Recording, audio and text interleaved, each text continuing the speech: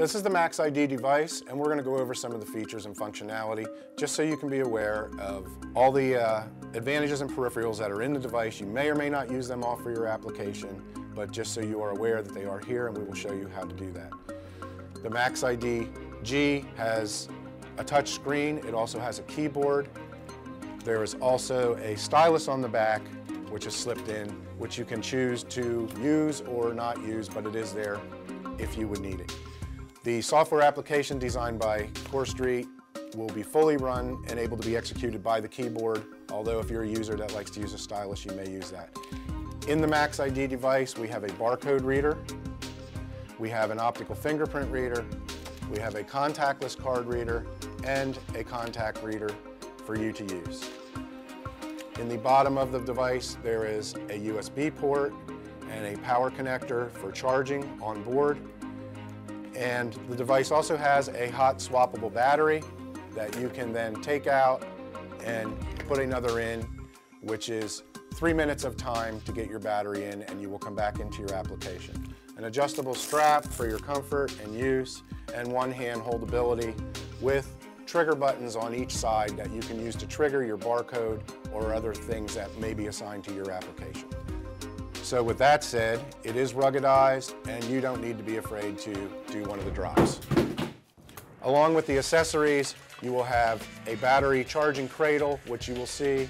The battery charging cradle, you can then take your spare batteries. You will get 2 batteries. A second battery can be in the cradle and being charged while the first original battery is in use. We've seen about 10 hours of runtime out of this, so depending on your application and how much you utilize the other communications functions, it will determine the battery length. You also have a mag swipe reader, which is for the mag stripe on the TWIC card. You take your mag stripe unit, and it goes onto the bottom of your device. It's USB pluggable.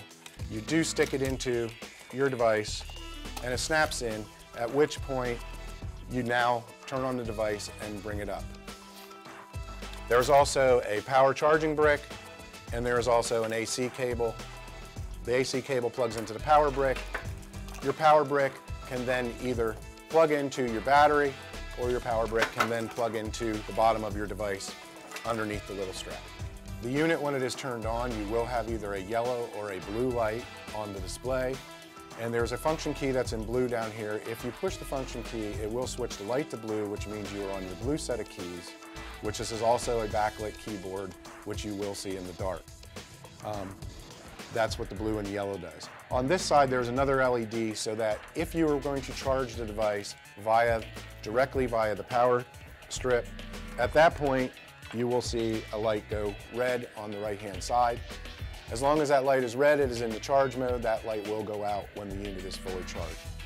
Or in the case of the plastic charging cradle, if you plug into it, you will get a notification of power, and then at that point, if you stick your battery in, you will get a second red light. When that second red light goes out, your batteries are fully up and charged.